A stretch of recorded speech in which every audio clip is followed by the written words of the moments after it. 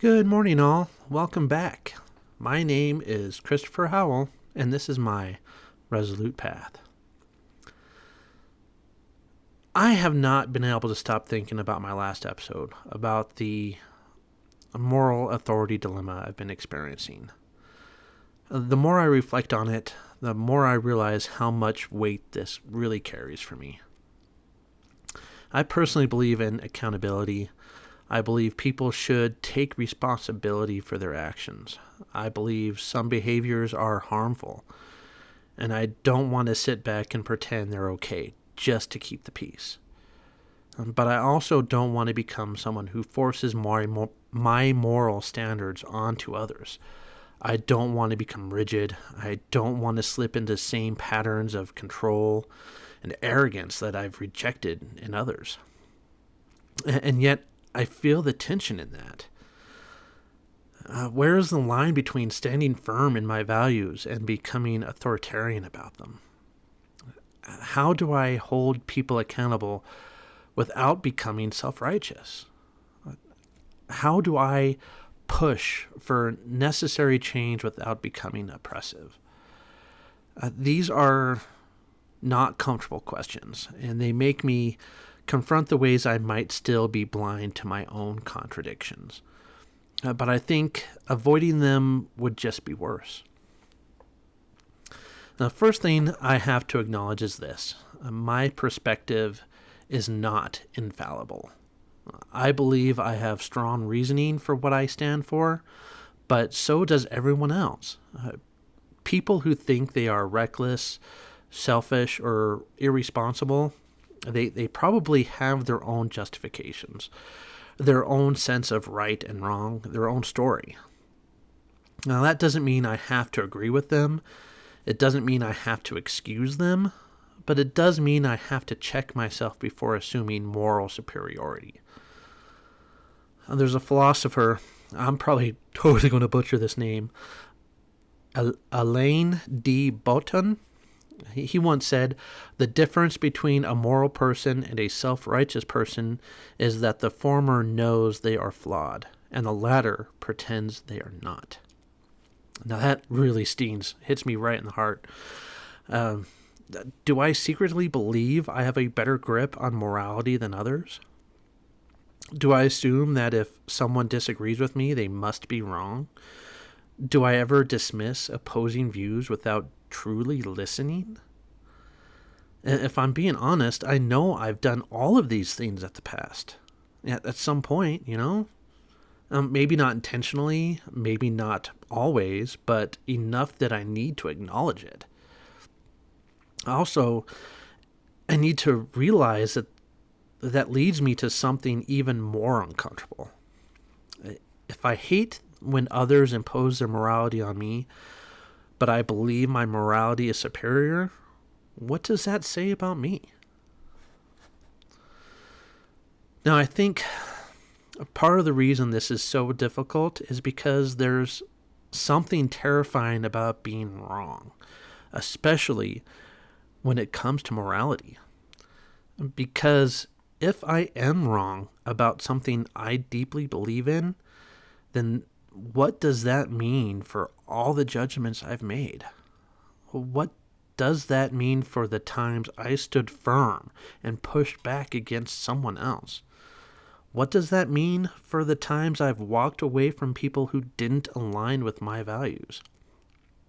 There's a kind of ego death in admitting I might not have all the answers. And if I let that ego death happen, then I have to start asking some really hard questions. What if I'm missing a key perspective? What if I've dismissed people too quickly? What if the way I've approached morality isn't as objective as I thought?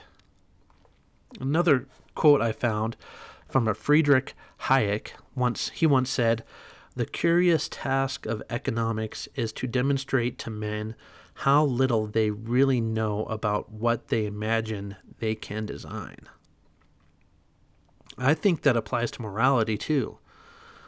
What if I've built my sense of morality thinking it's a solid structure, only to realize it has cracks? What if my attempts to guide others have been more about control than true understanding? And what if, in standing for what I believe, I've failed to see the full picture? Another aspect of this struggle is expectation. I expect certain things from people: integrity, responsibility, self-awareness.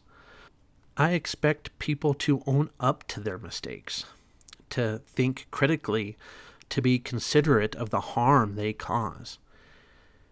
And when they don't, I feel this deep frustration, this disbelief, this need to confront it. But here's the hard part. Who gave me the authority to set those expectations? I am not the arbiter of morality. I'm not the judge of what is ultimately right or wrong. I can hold people to standards, but if I do that, am I also allowing them to hold me to theirs? If I judge people for not meeting my expectations, am I willing to be judged by theirs? And what happens when those expectations conflict? There's a philosopher, and I can't even really tell you how to pronounce his name, so I'm just going to... Epictetus, the Stoic philosopher, I believe his name was. It is impossible for a man to learn what he thinks he already knows. Now that right there makes me wonder. Am I truly open to learning, or have I already made up my mind about people? If I expect people to change, am I also willing to change? If I expect people to challenge themselves, am I also willing to challenge myself? And I keep coming back to the same realization. I cannot force people to change. I can influence, I can challenge, I can set boundaries, but I cannot control. And I think the best way to make an impact is not through force, but through example. Instead of demanding integrity, I need to show it. Instead of forcing accountability, I need to embody it. Instead of trying to correct others, I need to focus on my own alignment. Leo Tolstoy, sorry, I really am horrible with names. His quote, everyone thinks of changing the world, but no one thinks of changing himself. And if I want people to be better, I need to start with myself. If I want to stand for my morals without hypocrisy, I need to ensure I live them first. Now, that doesn't mean I stay silent in the face of wrongdoing. It doesn't mean I accept harm or irresponsibility, but it does mean I approach things with humility, not arrogance, with understanding, not control, and with integrity, not hypocrisy. And maybe if I do that, I won't have to force anyone to change. Maybe they'll just see it. So here's where I land. I will not abandon my values just because others don't share them. I will not impose my beliefs, but I will live them. I will not demand change, but I will demonstrate it. And I will not assume I am always right, but I will hold myself to the same standards I expect from others. And I will always ask myself, am I standing for truth, or am I just standing against others?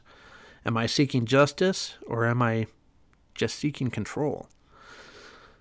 Am I living my morals, or am I just preaching?